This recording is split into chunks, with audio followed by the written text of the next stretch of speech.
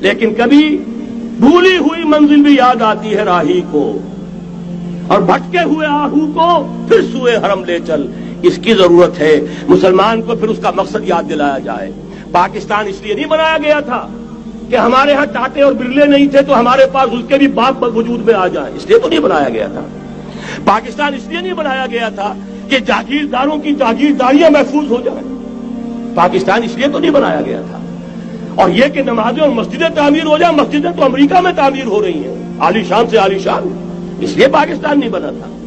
آج بھی مسلمان، میں معذرت سے عرض کر رہا ہوں مولانا سے، آج بھی بھارتی مسلمان کی ایوریج نمازی ہونے کے اعتبار سے پاکستانی مسلمان سے کہیں بہتر ہے۔ آج بھی برقع نظر آ جائے گا تو ہندوستان میں نظر آ جائے گا۔ میں نے اپنی آنکھوں سے دیکھا چند سال پہلے، جب مکہ مسجد حیدرآباد دکن میں 3 دن مسلسل میری تقریریں ہوئی ہیں، 10,000 مرد اور 5,000 خواتین، اور ان میں سے کوئی بغیر برقعے کے نہیں تھی۔ ایک سیلاب نظر آ رہا تھا برقعوں کا کہ جب جلسہ ختم ہوا ہے رات کے 12 بجے 3 دن تک متواتر۔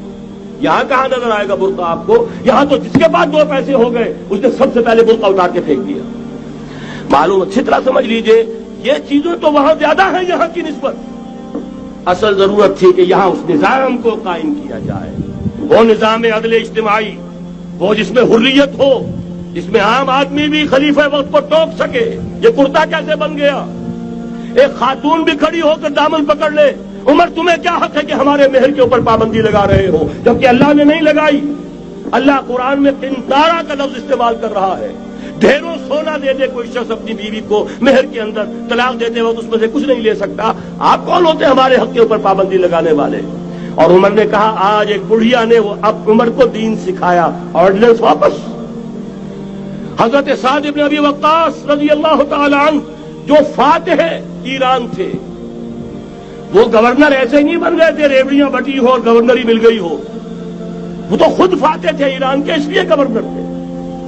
صرف ایک پرچہ پہنچا ہے بارگاہ خلافت میں، حضرت عمر فاروق کے پاس انفارمیشن آئی سعد نے اپنے گھر کے باہر ڈیوڑی بنا لی ہے اور ایک دربان کھڑا کر دیا ہے۔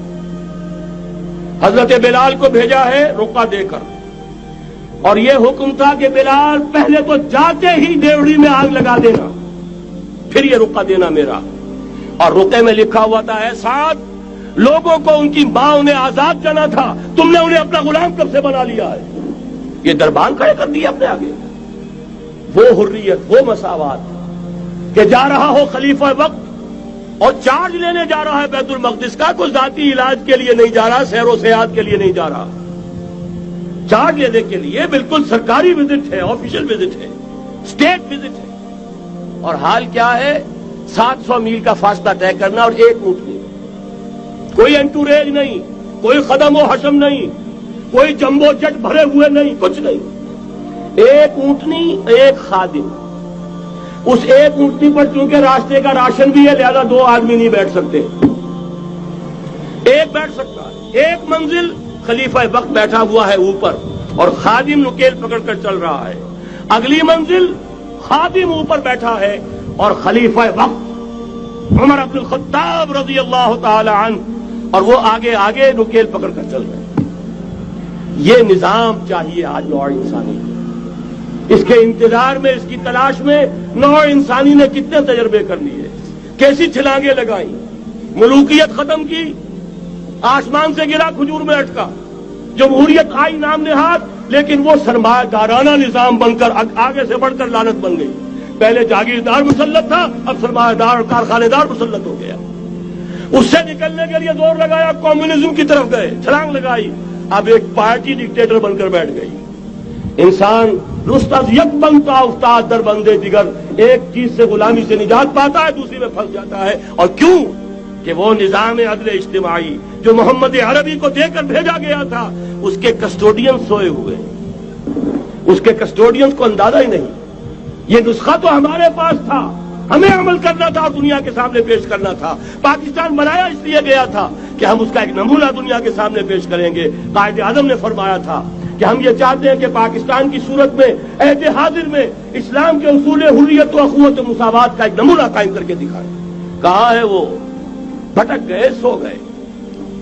وَلَنُذِيقَنَّهُم مِّنَ الْعَذَابِ الْأَدْنَىٰ دُونَ الْعَذَابِ الْأَكْبَرِ، بڑے عذاب سے پہلے چھوٹا عذاب کا مزہ چکھائیں گے. لَعَلَّهُمْ يَرْجِعُونَ، شاید کہ لوٹ آئیں.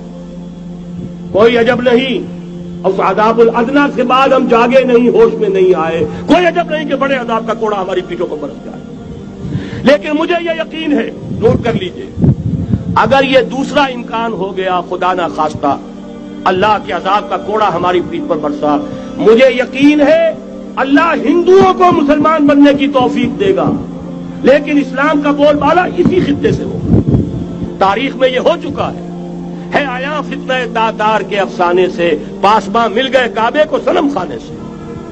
تاتاریوں کے ہاتھوں کروڑوں مسلمان قتل ہوئے، لیکن اسلام نے تاتاریوں کو فتح کر لیا، اور پھر اسلام کا مسلمانوں کا دوسرا دور عروج انہی تاتاریوں کی مختلف شاخوں کے تحت ہوا. وہ تاتاری ہی تو تھے، وہ سارے ہورس، ٹرکش ہورس، ترکان تیموری، ترکان سبوی، ترکان سلجوقی، ترکان عثمانی، وہی تو سٹاک تو وہی ہے آیا فتنہ تاتار کے افسانے سے، پاسباں مل گئے کعبے کو صنم خانے سے. اس لیے کہ حضور نے فرمایا مشرق سے ہوگا، جہاں سے فوجیں چلیں گی. تو کوئی عجب نہیں. بہرحال یہ دو امکانات ہیں، لیکن اس کا فیصلہ تیرے ہاتھوں میں ہے، دل یا بدن. سیدھی بات. اگر تو اب بھی ہم ٹھیک ہو جائیں، جاگ جائیں، ہوش میں آ جائیں، قوم یونس کی طرح توبہ کر لیں، تو بغیر عذاب کے کوڑے کے رحمت خداوندی ہم پر سایہ کرے گی. اگر ہم نہ جاگے تو وہ عذاب کا کوڑا آئے گا. یہ نہیں میں کہہ سکتا ان ادری قریب بعید ما توعدون، یہ میں نہیں کہہ سکتا. یقین کے ساتھ جانتا ہوں کہ آئے گا، لیکن یہ کہ اس کے بعد بھی یہی سے بول بالا ہوگا. اگر ہمارے ذریعے نہیں تو ان کے ذریعے سے جو ہمیں شکست دے کر پھر اسلام قبول کر لیں گے. لیکن کیوں نہ پہلے ہی راستے پر چلنے کی کوشش کریں.